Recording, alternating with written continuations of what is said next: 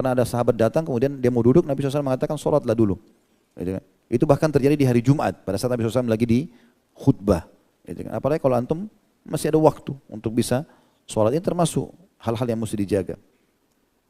Termasuk adabnya adalah menjauhi semua sifat-sifat buruk, akhlak yang buruk. Apa saja hukumnya?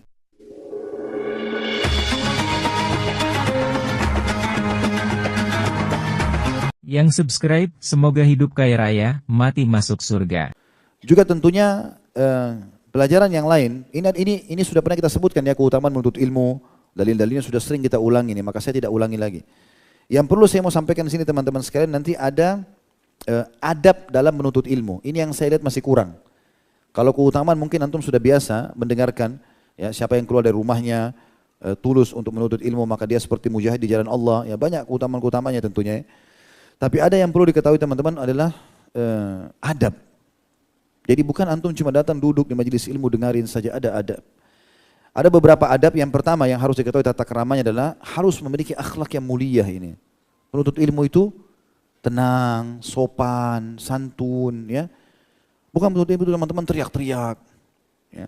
Para sahabat dan tabi'in itu kalau datang dalam majelis Nabi SAW tenang, hening, dengarin, konsentrasi. Memang niat mau mendapatkan itu. Itu sebagaimana sabda Nabi SAW, memang kita disuruh berakhlak yang mulia. Akmalul mu'minina imanan ahsanuhum khuluqa. Ya. Kaum mukminin yang paling sempurna imannya adalah orang yang paling baik akhlaknya. Dan kita, ini hadis riwayat Tirmidzi nomor 1162. Dan kita tahu juga Nabi SAW melarang di sholat Jumat untuk melangkahi pundak-pundak orang, gitu kan? Jangan datang di tempat yang kosong duduk. Ya. Jadi jangan sampai mengganggu konsentrasi orang lain. Banyak hadis berhubungan dengan masalah ini, diantaranya hadis Nabi SAW, innama bu'ithu liutammima makarimal akhlak, saya diutus untuk menyempurnakan akhlak-akhlak yang mulia. Jadi memang menuntut ilmu harus dimulai dengan hal-hal yang seperti ini. Dia harus punya adab dan tata krama yang baik. Juga kata Nabi SAW, inna athqala ma wudi'a fi mizanil mu'min yawmal qiyamah khuluqun hasan. Wa inna allaha yubghidul fahishal badhi. Hadis riwayat Tirmidzi dengan sanad hasan sahih nomor 2002. Sesungguhnya perkara yang lebih berat, ya, atau sesungguhnya perkara yang lebih berat di timbangan amal bagi seorang mukmin adalah akhlak. Perkara yang paling berat di timbangan hamba pada hari kiamat seorang mukmin adalah akhlak yang mulia. Jadi jangan anggap teman-teman santun, sopan itu bukan ibadah, itu ibadah. Bahkan itu sesuatu yang paling berat di timbangan Allah pada hari kiamat dan timbangan amal nanti. Dan Allah tidak menyukai orang yang suka berbicara keji dan kotor. Jadi kalau antum melihat penuntut ilmu tapi lisannya kotor, tajam, caci maki, hina orang, ya, taunya cuma cari-cari kesalahan orang lain, ini tanda tanya ini. Tapi kalau antum temukan orang malah tenang, malah nggak sibuk dengan hal-hal yang buang-buang waktu, ya, ngomongnya pun santun, sesuatu yang bermanfaat, maka ini ciri masuk dalam masalah itu. Tentu kita teman-teman sekalian, kita bisa katakan ini akhlak ini adalah poin yang kedua. Poin pertama tidak bisa luput masalah keikhlasan, itu adab yang pertama. Ikhlas, ya. Saya tadi keliru mengatakan ini yang pertama. Jadi ini juga susunan teman-teman, saya susun saja sesuai dengan ya yang saya pernah baca dari beberapa referensi. Jadi ikhlas kepada Allah SWT, karena memang hadits Abu Daud yang sahih, innallaha la yaqbalu amalan illa ma kana khalisan liwajhi. Allah tidak akan menerima sebuah amal kecuali ikhlas karenanya. Dan orang kalau datang kena riya, sum'ah, itu jadi masalah. Ya, karena mau pamer segala macam itu percuma. Ya. Dia tidak akan mendapatkan manfaat itu. Kedua, baru dia masukkan dengan akhlak, adab, tata krama, masuk ke majelis ilmu dengan sopan, keluar juga dengan sopan, tidak desak-desakan, ya, itu, tidak mengganggu orang lain. Masuk dalam masalah adab ini, akhlak adalah tidak tidur.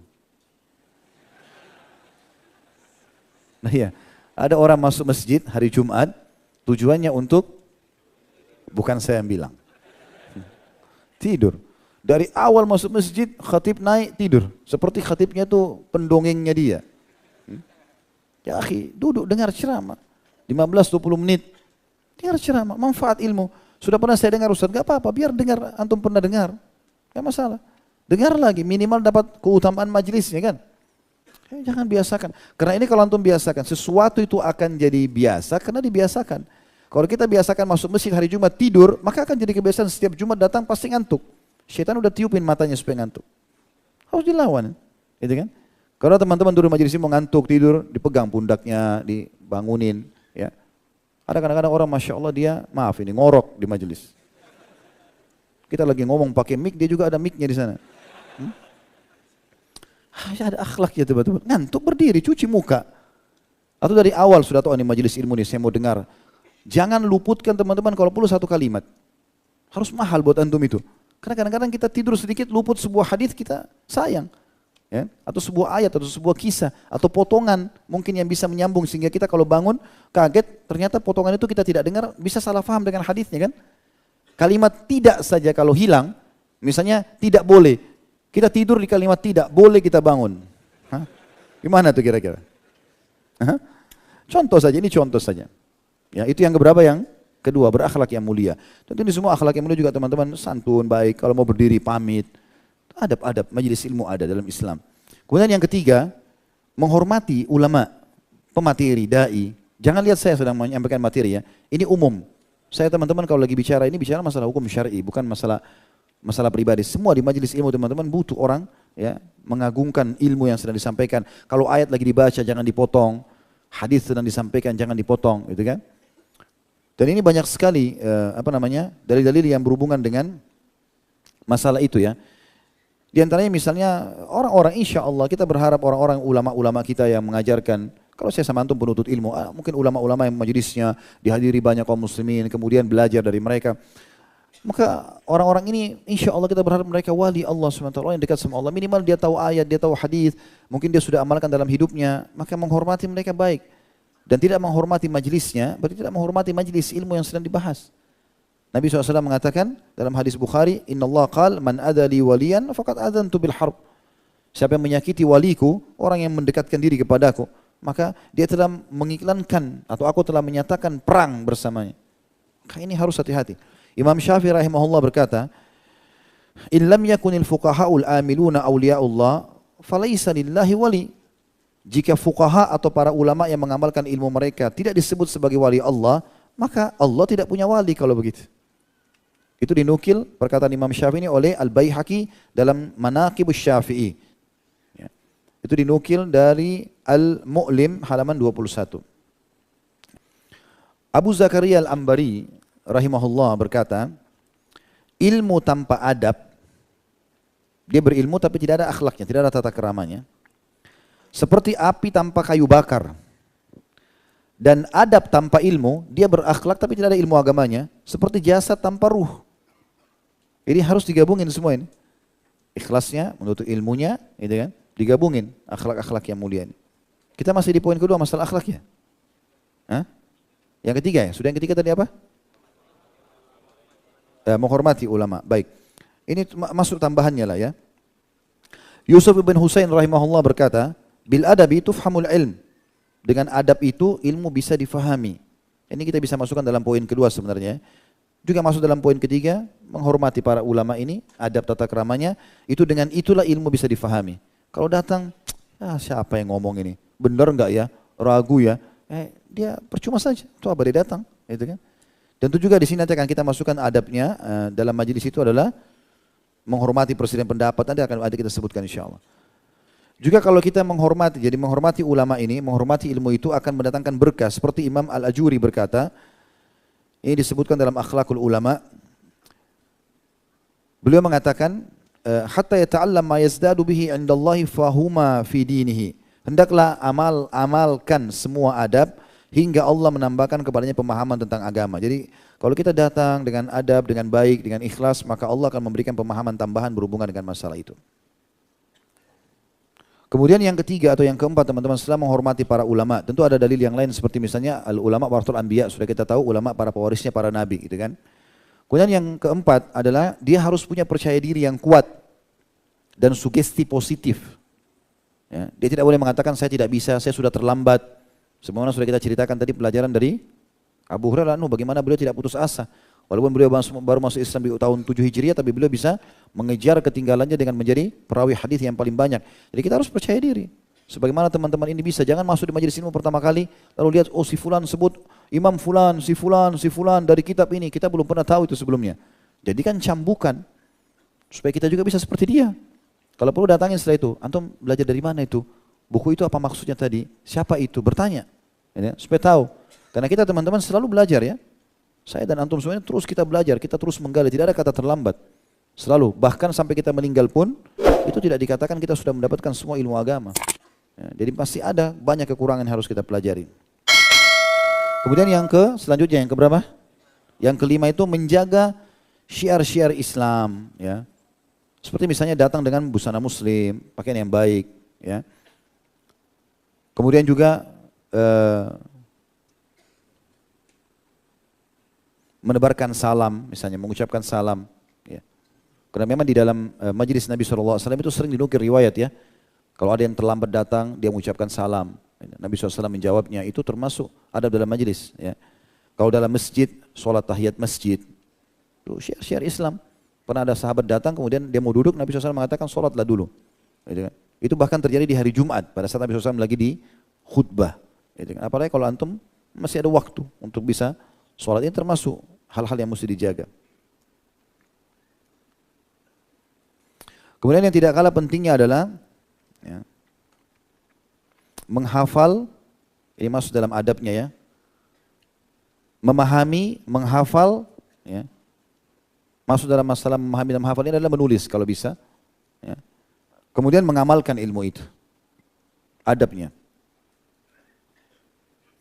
Kemudian juga termasuk dalam adabnya adalah meluangkan waktu yang dikhususkan untuk menuntut ilmu. Jadi sudah saya bilang tadi di awal-awal teman-teman, jangan sampai kita mengatakan nanti kalau saya ada waktu baru saya datang. Saya sering ketemu orang begitu tuh. Oh Ustaz, saya dulu pernah hadir di Blok M, sekarang saya tidak ada waktu lagi. Allah musta'an, tidak ada waktu kenapa? Ya sudah, ya. Saya nggak mungkin waktu itu karena kadang-kadang bertemu di jalan, nggak bisa. Baiklah, antum luangin waktu datang. Tapi kalau lagi waktu senggang, kadang-kadang habis sholat kalau ketemu orang tanya, maka saya jelaskan. Nggak boleh, harus dipaksakan itu. Harus luangin waktu, nggak bisa tidak. Ya. Saya ingat ulangi kembali tentang pentingnya seseorang mengetahui kalau ilmu agama lebih dia butuhkan daripada makanan pada saat dia lapar dan minuman pada saat dia sedang haus. Ya. Termasuk adabnya adalah menjauhi semua sifat-sifat buruk, akhlak yang buruk. Apa saja hukumnya? Omong kasar, ganggu orang, gunjing. Ya, ini yang sering saya dengar teman-teman di majelis ilmu, hati-hati. Sudah di majelis ilmu tapi gosipnya luar biasa. Seperti bukan di majelis ilmu. Gosipin ustadznya lah, gosipin temannya lah, apa saja. Selalu gosipin orang. Apa efeknya ilmu ke antum kalau gitu? Gak ada efeknya. Dan sekarang ini kita sayangkan sekali begitu di ajang dakwah ya. Saya pikir cuma politik saja yang banyak persaingan masalah. Ternyata di dakwah juga begitu. Kalau dapat sesuatu ikhwani yang kita anggap salah dari saudara kita, datang nasihati. Ini enggak media, expose sana sini. Seakan-akan sudah murtad saudaranya dari Islam. Ya. Saya kadang-kadang heran gitu, ada orang mungkin dia temukan ada kesalahan, saya manusia bisa salah gitu kan. Tapi sudah seperti saya murtad dari Islam. Besar sekali masalahnya. Dibesar-besarin. Belum pernah ngomong, belum pernah nasihat, ini bahaya ini. Kalau antum siap bertemu sama anak hari kiamat, silahkan. Alhamdulillah, saya tinggal panen pahalanya. Mestinya datang nasihati akhi. Ya, mestinya begitu. Subhanallah, Abdullah bin Mubarak pernah digibah. Ya, ceritakan macam-macam. Beliau tahu siapa yang gibah, lalu beliau kirimkan kurma kepada orang itu. Dengan sepucuk surat, isinya apa? Saya berterima kasih karena kamu telah memberiku beberapa pahalamu yang aku panen hari kiamat, maka sebagai balasannya aku bayar kamu dengan kurma ini. Kalau kita mau nasihatin orang teman-teman, tasattur menutupi aib muslim itu ibadah. Kata Nabi SAW, man satara muslim fi dunya satara Allah yaumul qiyamah. Saya menutupi aib saudara muslim di dunia, Allah tutup aibnya hari kiamat. Tutupi, nasihati, luruskan. Kalau orang sudah dinasihatin nggak mau dengar, nah itu boleh. Karena bahayanya melebar, kita sampaikan ini orang nggak mau dengar nih. Bahaya nanti diajarin yang salah, itu mungkin lain. Itu nggak boleh juga dalam Islam.